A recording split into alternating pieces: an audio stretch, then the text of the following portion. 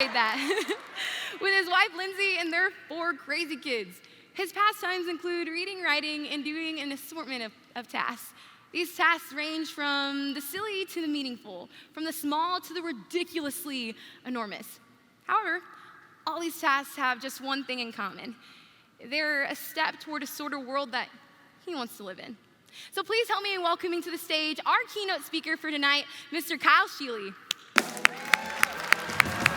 What's up, FFA? How are we doing? All right, I've got to get something out of the way really quick. I don't know if you know this, but this session is actually being live streamed right now on the internet, and there are people watching this, like thousands and thousands of people in their homes. People will be watching this later in their ag classes and their businesses with their friends, and that means that my voice right now is being piped all over the world, which it gives me an opportunity to say this one thing I've always wanted to say. Alexa, maximum volume. Alexa, play Who Let the Dogs Out. Right now, do you know what's happening right now? People around the world are scrambling to try to turn off the most obnoxious song that has ever been written by humans. That song starts out with a grown man yelling out, "Who let the dogs out?" and it only gets worse from there. But that actually has nothing to do with my talk. I just wanted to say that. Guys, I am so excited to be here. My name is Kyle, and yes, I know that I look like Jesus. But I want to tell you a story. When I was in high school, where's Logan Rogersville, by the way? That's my crew. When I was in high school, we did this event that was designed to drive attention to the issue of drunk driving. And the whole, they didn't want it to just be like up in here, like facts and knowledge and statistics. Like they wanted you to feel it. So instead of just telling you about drunk driving, they actually staged a funeral as though one of our students had been hit by a drunk driver. Now we knew that this girl was not actually injured or dead, that she was very much alive, she was fine. But they still want us to feel like, what would that be like if one of your friends did get hit by a drunk driver? And so they had a real funeral for her at our school at the end of the day. They had her parents and friends come and talk about her. There was a eulogy. Her pastor stood up and talked. They had a slideshow with pictures and video from her life. It was very emotional. But the one weird thing about the funeral was that there was a real coffin sitting on the stage, and she was really inside of it. So for like 45 minutes, she just had to lay there like, please don't let a fly land on my face. And I was in student council back then, and so it was actually my job to help get the coffin delivered at the right time. My student council advisor said, Kyle, it's that time. You need to head down there. You're going to have to grab somebody because it's heavy. You're going to have to carry it in. So I grabbed my friend Andrew. He's this big, strong football player, dude. We head down there. We get down to the auditorium. At the back of the auditorium, there's a loading dock. We open the door, and there is the hearse. It's already backed up to the dock, and there is a guy who's unloaded the coffin already onto this cart. Now, again, I thought we were going to have to carry it, and now it's on this cart, and I can definitely move the cart around by myself. So I turned to Andrew, and I'm like, dude, I'm sorry I made you come down here. You didn't have to come. It was a waste of your time. But actually, how about this? I can save this. I can make this not a waste of your time because I still have to get this coffin from the back of the stage to the front of the stage. That's going to take me a little bit of time. And while I'm doing that, why don't you leave now, go tell Mr. Kinslow the coffin's here, and by the time the two of you get back, I will have the coffin where it needs to be. And he was like, that's a great idea, Kyle. I'll do that. You do that. Team on 3. 1, 2, 3, team. Okay, we didn't do the 1, 2, 3 team thing. You need at least 3 people for that to not be weird. So he leaves, and I get the coffin, and I roll it, and I move the curtains and set pieces and props, and I eventually navigate the coffin all the way up to the front of the stage. And now I am standing in a pitch black, empty auditorium, hundreds of empty seats, no light at all. One light coming down on the stage that is shining down on me and the coffin. Do you ever have one of those ideas? And like right away, you know 2 things to be true about the idea. First, you're like, this is definitely a bad idea. No doubt. But I am definitely gonna do it anyways. So I open the coffin, I climb into the coffin, and I close myself inside the coffin. And I was so excited about it, you guys. You ever just get really proud of your own idea? You're like, this is gonna be amazing. I was so stoked. I was like, they're gonna come back and be like, where's Kyle? And I'll be like, here I am. And the good news, if one of them gets scared and dies of fright, we got a coffin right there, right? It's a win-win. And so I'm in the coffin, but I really underestimated how long it would take Andrew to go get Mr. Kinslow from the other end of the school and come back. So like, I'm just laying in there for a really long time, like thinking about my life choices. But eventually I hear footsteps and voices, but it was too many footsteps and too many voices.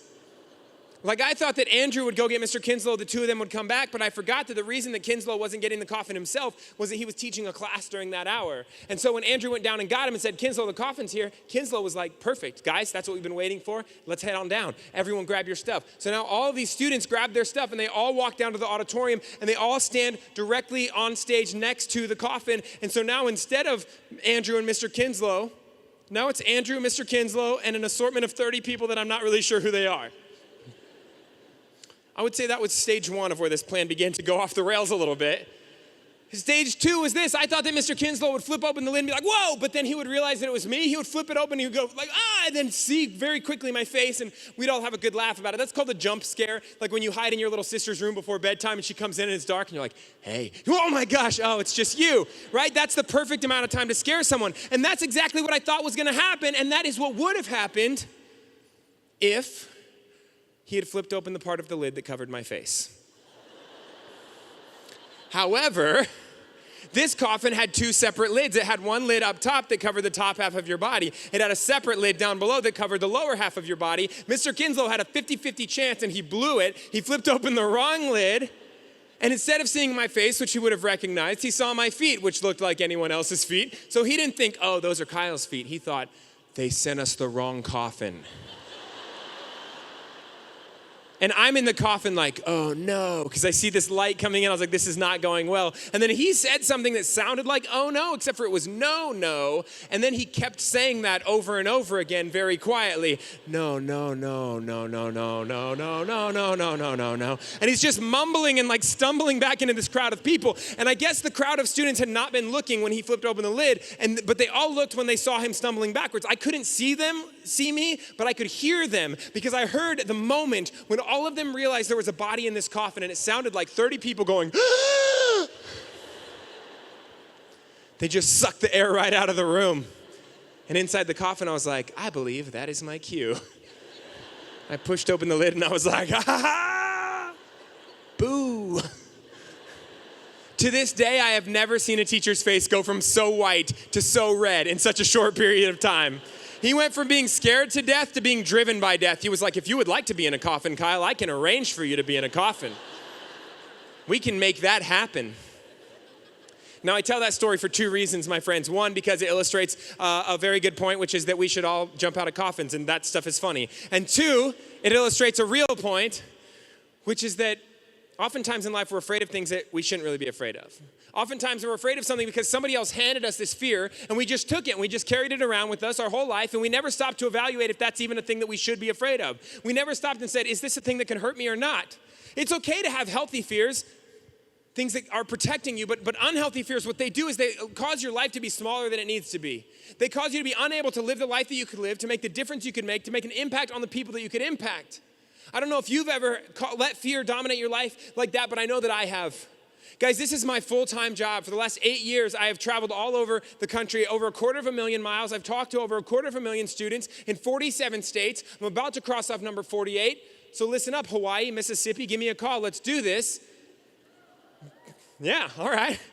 But if you were to see me during the first 4 or 5 of those years, honestly, the message that I shared was shaped in some part by fear. If you were to see me during those years and someone were to say, you saw Kyle, what's that guy like? You would say, Kyle, that dude is funny. Because I am funny. I've always been funny. I was always that kid that was getting into trouble because I was making people laugh in the back of the room. But then I could get out of trouble because I could make the teacher or the principal laugh. That was my superpower. This is a true story. One time I almost killed my own dad with one joke.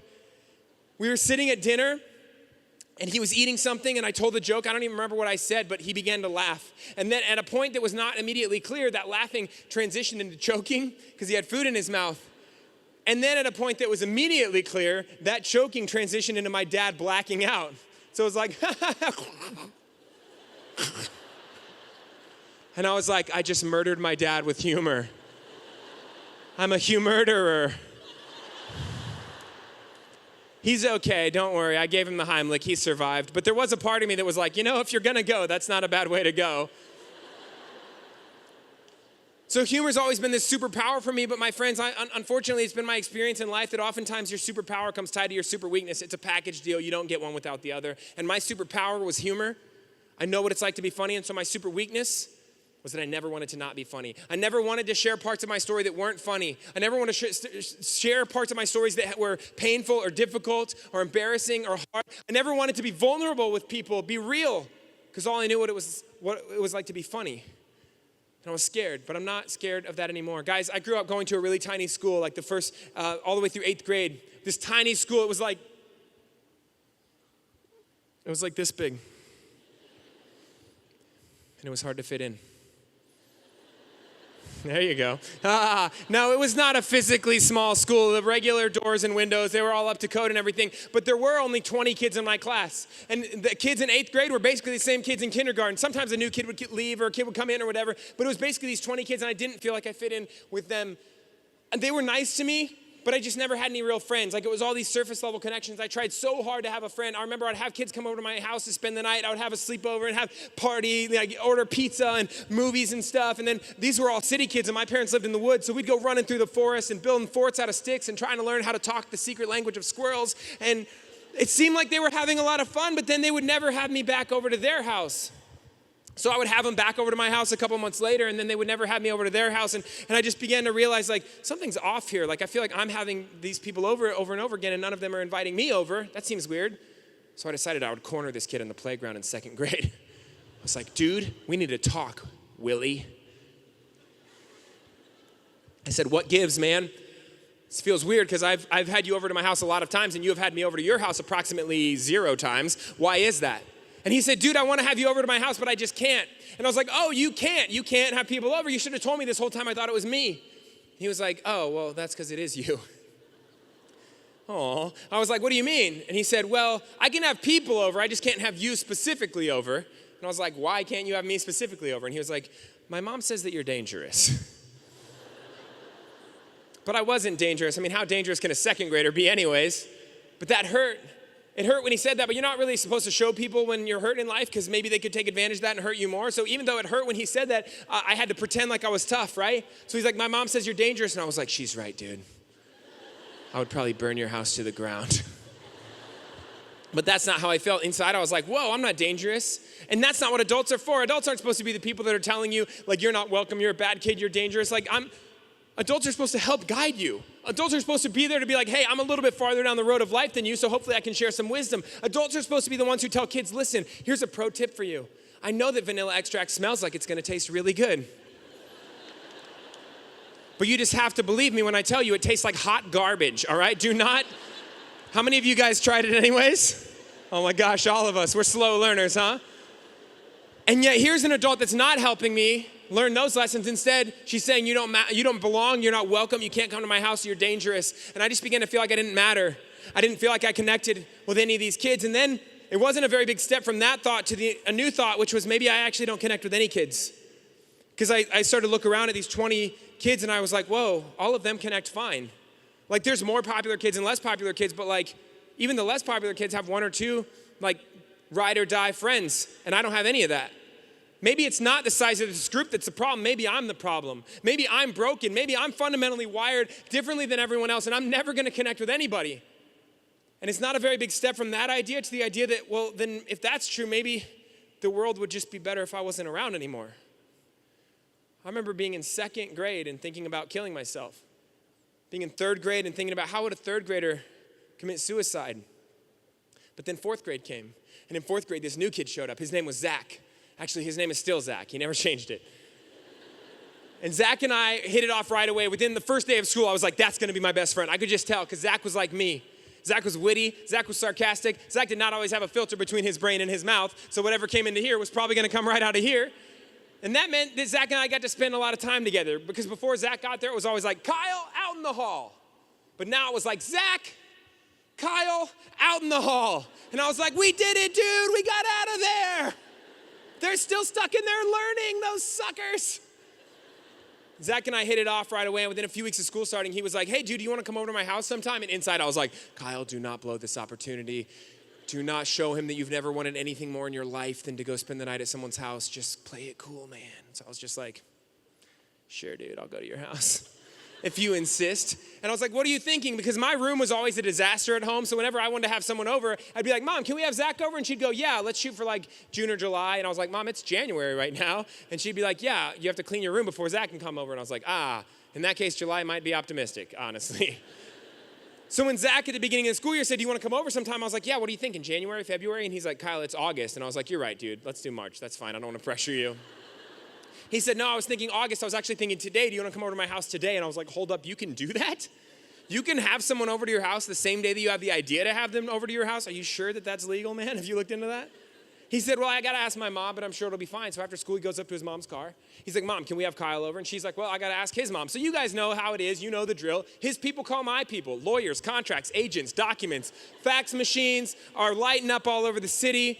Documents are being notarized and filed with the county, and eventually we get it all legal, and I get to go spend the night at Zach's house. Now, keep in mind, I'm in 4th grade, and I have never been invited to spend the night at someone's house, and I've been told I'm not welcome at some people's houses, so all the way over there, I'm like giving myself a pep talk. I'm like, all right, buddy, Kyle, be on your best behavior. Also, lower your expectations, because they're not gonna let you into the actual house on the first night. They're gonna keep you in the garage as a safety precaution, okay? And that's okay, all right? This is for everyone's best interest. They're gonna keep you in the garage, they're gonna give you a towel to sleep on, bowl of water, piece of dry bread. Just be thankful, and maybe if you show enough gratitude in the morning, they will give you some cereal. Now, not cereal with milk, this is not the Hilton, okay? They're just gonna dump cereal onto a paper plate and be like, here you go.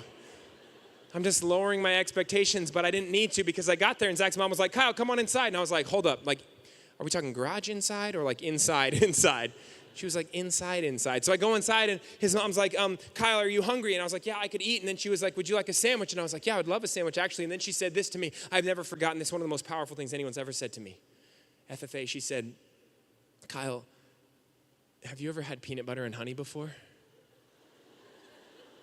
And I was like, tell me more.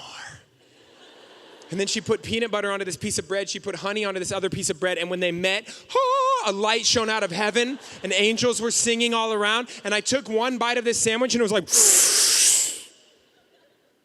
I know what love is. My mind had been opened. I can never repay her for the kindness of showing me the magic of peanut butter and honey. But she gave me this sandwich and she gave me this glass of milk. And then Zach's family just said, Kyle, make yourself at home. Here's the fridge. Here's the pantry if you want more snacks. Here's the TV. They had cable. I didn't have cable. My parents lived so far out in the woods. We had 4 channels, ABC, NBC, CBS, PBS. If it was not on those channels, go read a book or something. I don't know. Those are your options. Zach's family had 4 million channels. If you scrolled all the way through them, it would take you like 3.5 days. Zach's family, they gave me the remote. They're like, here, Kyle, pick something out. And I was like, I don't know how to handle this power.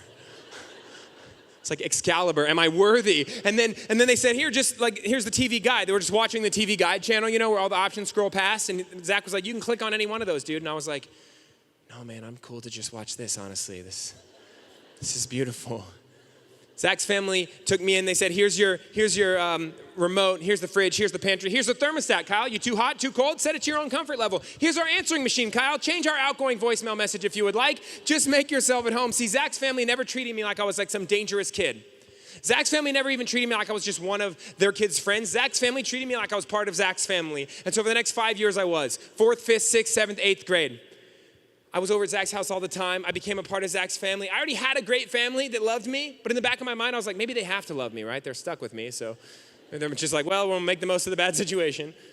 But Zach's family didn't have to love me, and the fact that they took me into their family was huge.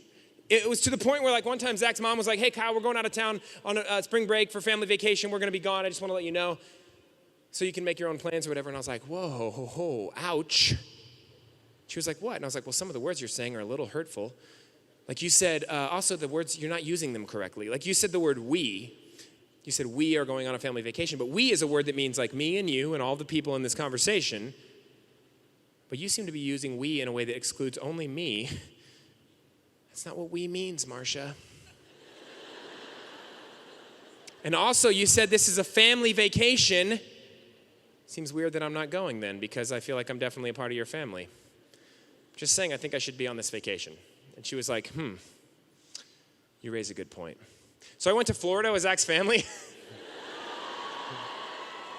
Twice. And here's the thing, all those thoughts I'd had before about I don't matter, I don't belong, like the world would be better if I wasn't here, all that evaporated overnight. But here's the crazier thing, nothing else in my life had changed. Nothing else. I remember being in that dark place and thinking all of this is gonna have to change for my life to get better, and I know that's not gonna happen. It felt hopeless, but Zach showed me I was wrong. See, Zach showed me it actually only takes one person to make you feel like you matter. It only takes one person to make you feel like you belong. Later on in life, I found out that it only takes one person to make you feel like you don't matter too. It only takes one person to lift someone up, but it also only takes one person to tear someone down. It only takes one person to make someone's day. It also only takes one person to ruin someone's day. But as a culture and as a society, we don't like to focus on those individual acts, which is weird.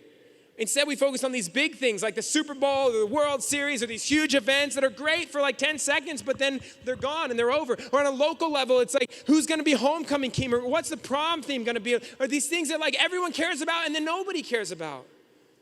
If you wanna know what really matters, do this experiment for me. Go find an old person. I'm talking 85, 90, 95 years old. Track somebody down. They're easy to find. They live in nursing homes and they don't move very fast. And so go ask that person 3 questions for me. Question number 1, say, who's the first person that ever believed in you and how did you know that? That person will reach back 80 years in their life and they'll draw that memory back like it happened yesterday and they'll say it was my first grade teacher, it was my 3rd grade, it was my t-ball coach, it was my freshman drama instructor, it was my FFA advisor. Whoever it was, or that was my best friend at school, this person, they looked at me and they said this word of kindness. Didn't cost them anything, but I've never forgotten it all these years later. And then ask that person question number 2, say, who's the first person that ever made you feel like you didn't matter? And oh my gosh, it'll come back just as fast.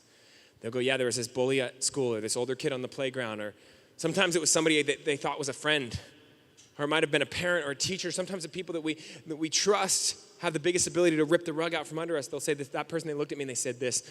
They made fun of me for the way that I looked or the way that I talked, the color of my hair, the color of my skin, the way that my teeth were crooked, or they just didn't like whatever about me. But that person will remember those exact words 80 years later.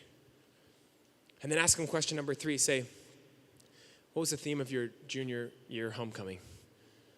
And they'll be like, what? That was like 1,000 years ago. I don't even know where I went to high school.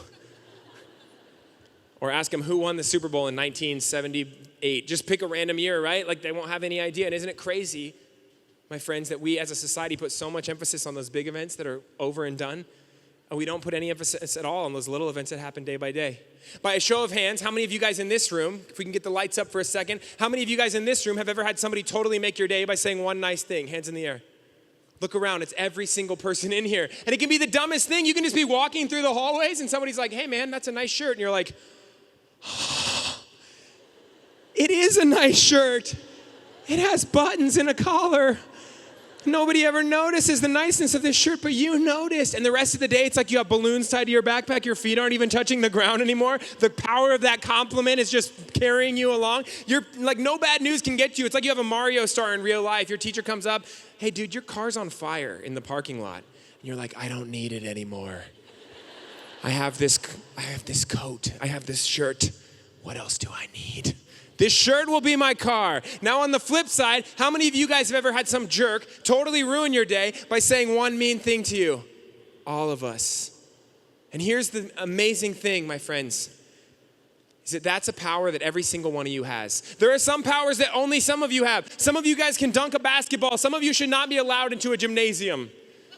Some of you guys are really good at cattle judging, and some of you are like me. You're like, yeah, I think that's a cow. And you're like, that's a zebra, dude. I'm like, oh yeah, I think you're right. Some of us have different powers and gifts and abilities, but all of us have the ability every single day to hand somebody something that might lift them up for the next 80 years of their life, or to hand somebody something that might weigh them down for the same amount of time. And you know that it's true because every single one of you, you can remember a kind word that was paid to you years ago. And sometimes when it gets tough, you still reach back and hold on to that for a little bit of hope. And in the same way, you can remember things that people gave you that weighed you down last week, last month, last year. Some of you guys in 3rd grade, and I'm not just talking about the students in here. There are advisors and adults and chaperones in here that are still carrying burdens that people gave you decades ago. And every one of us has the power to do that. But here's the thing. Some of you guys came in here and you were the person that tears people down. And now you're realizing I want to be the person that lifts somebody up. Or you were the person that ruined people's days, and now you want to be the person that makes people's days. And I want to just say this, guess what? That's okay. Because just like it only takes one person to do any of those things, it only takes one decision, one moment to say, I'm gonna change who I am. I don't have to be that person anymore. A couple years ago, I turned 30 years old. And instead of having a birthday party like a regular human being, I decided to have a funeral for my 20s. And my mom was like, that's creepy, Kyle, that's weird. What are you gonna like put a coffin up and like put all the gifts in the coffin? I was like, no, Mom, that's weird. I'm not having a regular funeral for my 20s. I'm having a Viking funeral for my 20s. So I built this thing I built this. Hold on, no, that's me. Wait for it. I built this. And then I set it on fire. This is how big it was. That's my friend Kyle. That's not me, it's another guy who just happens to be named Kyle. And anyways, my friends made a video about this and they put it on the internet, and all of a sudden I started getting these emails from people all over the country because in this little video that my friends had interviewed me about the project, and I said one thing that was actually semi-profound or meaningful, where I said, you know what, this started out as a joke, but it's actually turned into this cool thing because I get to decide now, what do I want to leave in my 20s? What do I want to not take with me into my 30s? What are things that have gotten me here that I go, you know what, that's great. That was a part of my life at one time. It's not anymore. That's who I used to be. That's not me anymore. Maybe I was too impetuous. Maybe I was too unkind. Maybe I was too judgmental. Maybe I didn't give people the benefit of the doubt, but whatever that was, I'm going to put that on that ship and I'm going to set it on fire, and that's not me anymore. And for whatever reason, that message resonated with people, and I began to get letters from people all over the world saying, you know what, that inspired me, and I'm going to let go of this thing in my life. I'm going to stop being this person. And then they would say, I just wish I had a cool way of doing it like you did. I wish I could have done it like a Viking funeral. So I was like, all right, well, I can help with that. So I started asking people to mail in things, send me their regrets, their mistakes, the things that they wanted to let go of, the things that had dominated their life. Maybe it was a fear, maybe it was a mistake, a belief about themselves or the world. Maybe it was something that had happened to them. Maybe it's something that they had done. And I said, mail that to me, write it on a card, mail it to me, and I'll take care of it. And I started getting so many of these, thousands and thousands and thousands. People would write one word like fear, hatred, racism, anger, abuse. Or they would write paragraphs of just heartbreaking stories. I would just get this stuff out of the mail and I would just start crying. And I realized, well, that last ship I built isn't going to be big enough. I'm going to have to make something a lot bigger to carry the weight of this. So this is what I'm working on now.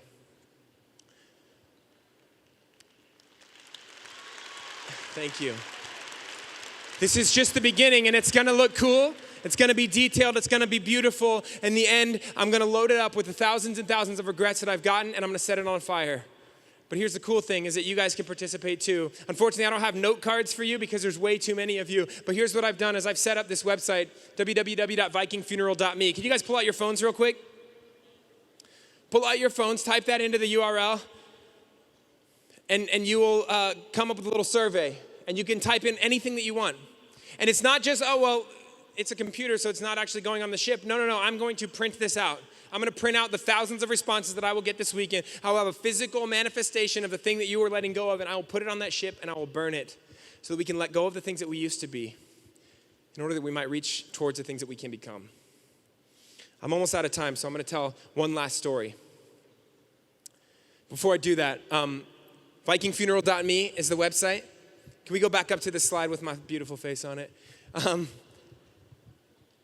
I put these social media handles up there not because I care about followers. I'm a 32-year-old man. It's not like the most important thing in my life, how many people follow me. But I put these things up there because this is where I get the most messages from students, is that top one, Instagram and Twitter and Facebook. I get messages from people. And here's the hard part about my job is like I love what I'm doing right now. This is so much fun. The hard part is that tomorrow I'm going to leave and I'm going to go back to Missouri, where some of you are from. But we're probably not going to hang out that much. And some of you are not from Missouri, and we're not going to hang out that much. And so you might say, man, we made this connection, or I was inspired in some way, but now I'm not going to be able to connect. And I would say, send me a message.